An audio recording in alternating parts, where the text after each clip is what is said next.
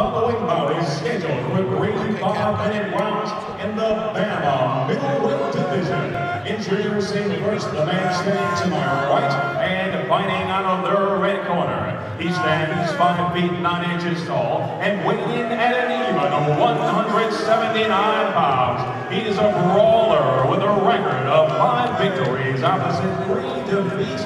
Fighting out of Cheltenham, England, Constatine.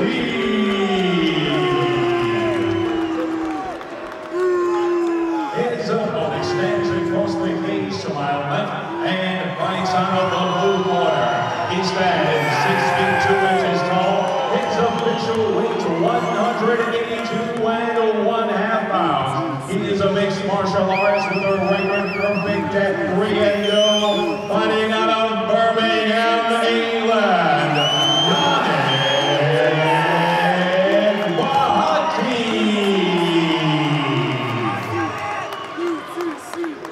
Your referee, Mark Woodard.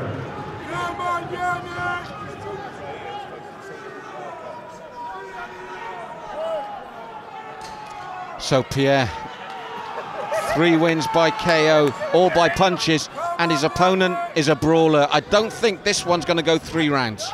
No, but what Yannick has to be careful of, sometimes you can, instead of your opponent coming up to meet your technical abilities, they can bring you down. Well, as I said, Ben Constatine, in many ways, the perfect opponent for Bahati. But you're right, Bahati, tight guard as Constatine tests him coming forward and eats the first stiff jab. But nice body shots there from Constatine. And it's a good tactic, try and rough him up and get him out of his rhythm. Now Constatine doing very good work on breaking down the distance, throwing body shots. The shorter fighter, this is where he wants to be.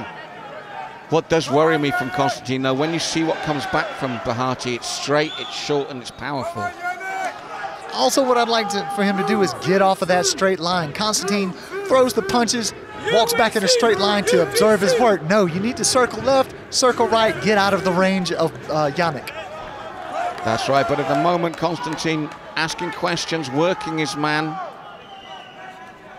No fear here, as you'd expect from Trojan free fighters. Superman punch attempt, then the low leg kick. He is using the up and down well, the legs and the arms together, but as I said, you just feel that Bahati's having a look at his man, tucking up, waiting for the moment. And I tend to agree with you. He's just kind of stalking a little bit, testing the waters, and just waiting to unleash. Well, he almost caught the leg from the low kick from Constatine and looked to unleash the right hand. Big knee comes in. And what I like about Bahati, it's loose, it's fluid, and it's sharp, but it's Constatine raining down now. And as we said, for a man that's won all 3 fights by punches, this is good tactics by Constatine. Yeah, now Constatine showing some shapes here on the ground, got wrist control, looked almost like he was going to swing into a possible arm bar, however, looking to tie his man up here.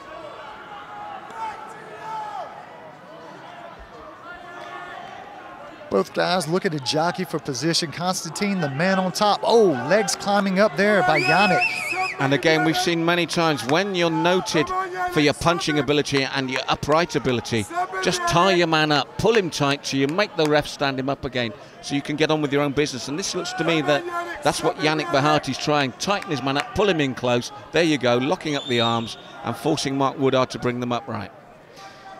Constatine is going to have to keep it active because, as we saw earlier, the referee will give you a warning. If there's no action, then he stands it back up, which favors the longer, taller fighter and one Yannick Bahati. Yes, Constatine needs to get into a position where he can look for submissions or rain down some ground and pound, because you do feel this is his best opportunity. You do worry for him upright, given Bahati's record. I'd like to see Constatine pass that guard, because with long limbs like Bahati has, it's dangerous in that, you know, you could sneak in the triangle, sneak in the arm bar. It's a lot safer position if you were in that side mount or possibly full mount. But even better if you've got his back. Well, it doesn't look like that at the moment for Ben Constatine. But as I said, he has taken the sting out of Bahati, who looked very dangerous from what we saw upright. Look at a possible push through triangle. Leg comes up high. Soften him up a little bit with a punch here. However, you see that the elbow is in. He can slip that shoulder in. Now he has to be careful with those elbows. But for a man noted for his punching ability, not bad work off his back. No, and he slid the leg high up onto the shoulder, and if he can lock this in, he has the triangle in place. Now he's looking to close that window or make the hole a lot tighter, the space, giving Constatine no space, and he can actually tighten this up and looking for short shots, just soften him up here. This could be the beginning of the end. Well, and it'll be another string to Bahati's bow if he does do this. 3 KOs and then a triangle win by submission if he gets it to take him to 4-0. Now look at the space. Constatine is going to pass that. Very durable fighter is this Ben Constatine. Now, right there, he had the potential to move out into that side mount position, but however, he went right back to that full guard, and that's what found him in trouble in the first place with the triangle. Well, the problem for Constatine is he was bossed when they were upright, and when they went to ground, all the judges will remember is it's actually Bahati that went for the submission. Not to get off subject, but Constatine just headbutted Bahati in the chest. I love that. I love those quirky type moves. Come on, Yannick! Come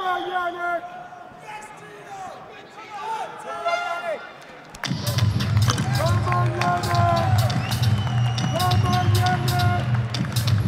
Come on!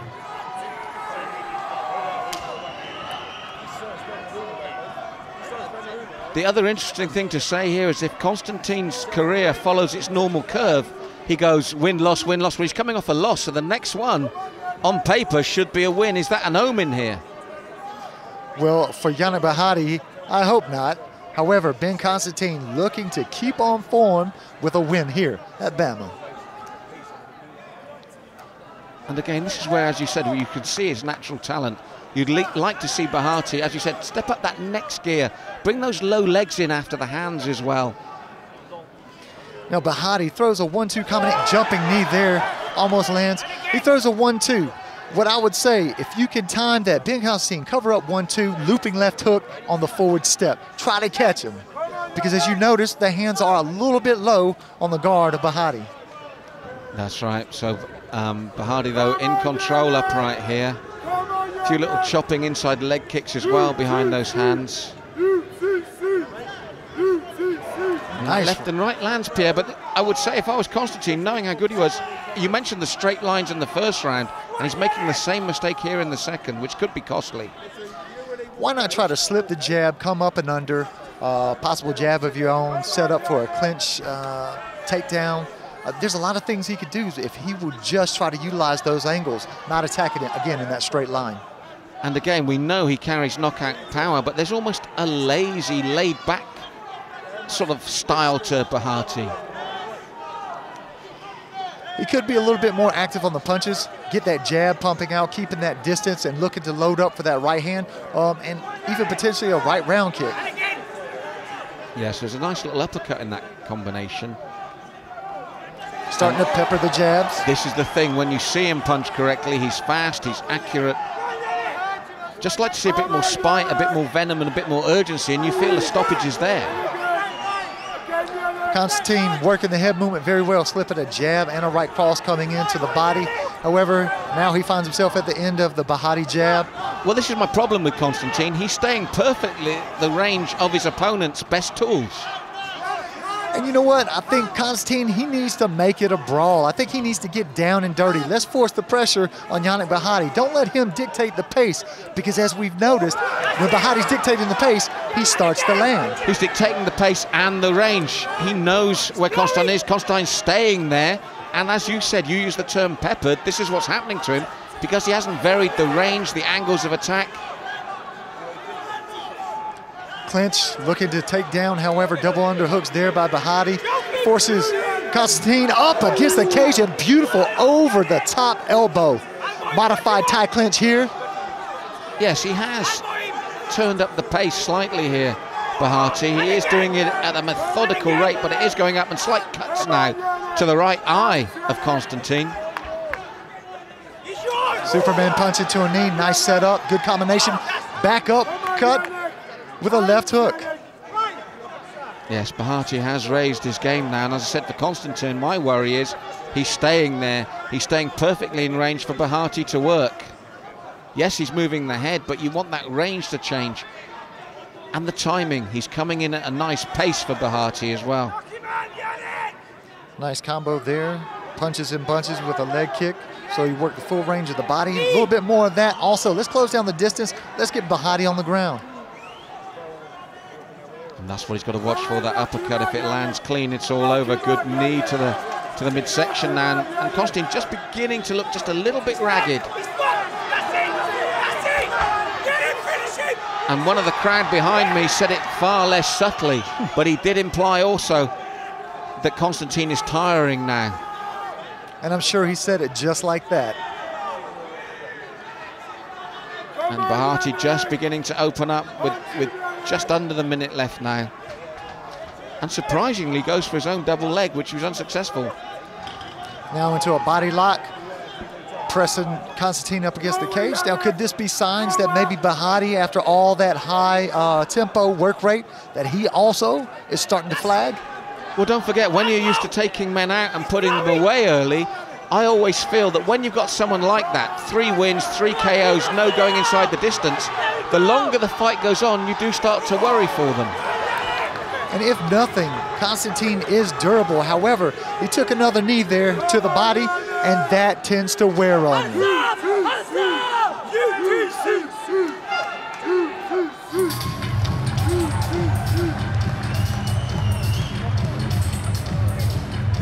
So Pierre, as we go into the third and final round, that's my only concern for Bahati.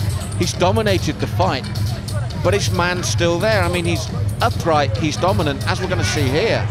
Nice takedown there by Constatine. Constatine, again, right there. That was the problem. He allowed himself to stay in the guard. He didn't look to pass, and when you have somebody like Bahati with those long limbs, he could go into the triangle attempt, which we saw. And this is where Bahati's dangerous. Look at that beautiful double jab, straight right. Constantine's there at the end of that range. But you do feel that the same thing, though. Constatine is still there. Bahati's used to taking them out. Is this virgin territory for him? I think that Constatine is going to try to wear him down, and he has to know that he's down 2 rounds to none, basically. So he needs either a knockout or a submission. So let's see how Bahati plays this. Does he stay on the end of the jab, scoring the points, or does he actually go in for the kill? Well, he distinctly raised the pace midway through the second round and threw a lot more combinations. Rear front kick there by Bahati. Well, the thing that's working for him as well is he doesn't have to look for Constatine. Actually, Constatine is the man constantly coming forward. But he keeps on constantly coming forward and getting caught with that knee, getting caught with the straight punches. He needs to slip, work the angles, get in on Bahati, work the body, but essentially go to the takedown, but in a dominant position. Yes, again, he tries it without setup, without any real thought behind it, and it makes it easier for Bahati to stop him. There has to be a sense of urgency in his corner. I see Matt Ewan and both Sutherland shouting direction, and let's see if he follows it. He can execute another beautiful long-range knee by Yannick Bahati. And that one suddenly rocked Ben Constatine. It's been a danger. He, as you said, very tough, very durable, but you can't keep eating knees like this. And when the knees come up to the solar plexus and to the ribs, what it causes it to do is the muscles tend to tense up. They tend to seize up, putting more pressure, giving you less room to breathe with the lungs. And you need that vital oxygen to continue the pace. That said, a good little passage there for Ben Constatine. Some good body shots in his own knee to the thigh of Bahati. Walks onto an uppercut, though, and this is the problem for him. He's constantly walking forward onto a known striker. It's gutsy. I'm not saying it's clever. But I think the theme tonight here has been the range. We could have had 3 fights gone opposite ways if the fighters would have used or utilized that range. Yes, Bahati in his comfort zone, and that's the problem for Constatine at the moment. He's not taking Bahati out of that comfort zone. Although that nice little right hook over the top, if it had landed, could have been a different outcome. But you just feel Bahati's going nicely into a 3-round. He wouldn't have got the knockout this time, you feel, but he's fought well within his comfort zone. Now, the couple times that Constatine has gone to the body, the arms of Bahati have dropped, allowing him to come up and over the top with a looping punch. He needs to try to do that if he's going to persist on doing the stand-up. Come on, Yannick. Yes, Constatine trying to work the body, constantly coming forward. Left to the body, right to the head. It's a good combination, but he's out of range with that right hand. It's not landed cleanly, and it needs to as we come into the last 2 minutes of this round. And when Constatine gets him on the back foot, he allows him to exit stage left or stage right, so he's not able to sit there and really put the pressure on him. If you want to, you've got to corner your fighter. You've got to try to break him down. And unfortunately, he's not done that. No, and Bahati comes back again with a good combination. Looping overhand with a little bit of power, not really causing any concern to Yannick. Lead left kick there. Yes, and as I mentioned before, they're fighting at a pace and a style that really suits Bahati. Because he's able to set up the shots, get on the back foot, allow Constatine to walk into his shots, keeping the range. And now that knee, suddenly, Constatine, he's been warned before in the fight, and this time was caught cold. Responded well, very durable, but when he ate that knee, then the big shots came afterwards. And you see a change in his body language. He looks haggard right now. And I'm telling you what, Bahati smells blood and he's going in. Well, he is a finisher, and that's his natural instinct. And the opportunity is here with a minute left. But so durable, Ben Constatine. Still in his face after eating a devastating knee. And again, those knees are starting to really, really wear down Constatine. Yes, there's not much coming back. He's still there. He's still on his feet. But you have to feel that it's... Yannick has to be like, why is Constatine still standing? Why is he still here? And there's signs from Yannick Bahati that he's now feeling the pace. As I said, he's used to stopping his men. We're inside the last 30 seconds, and his opponent's still there, still throwing leather. Constatine has to make it all or nothing here in the last 20. He needs to really let it go. However, I just don't think that there's enough gas in the tank. No, Bahati raining blows again. How Constatine has stayed there, full credit to him. In one way, it's been a one-sided fight, but in another way, Bahati's stamina and determination has been tested. A big win, but he's been taking the distance for the first time.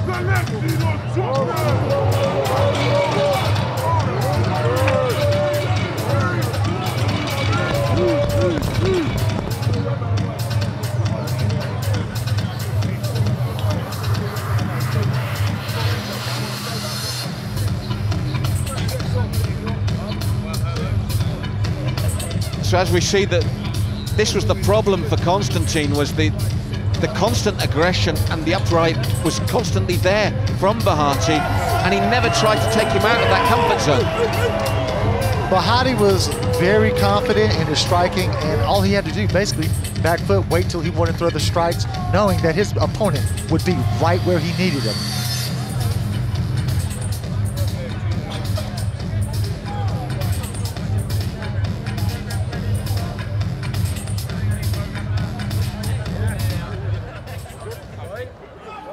Come on, Yannick!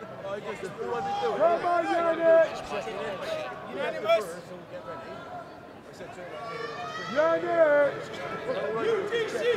UTC! UTC! UTC!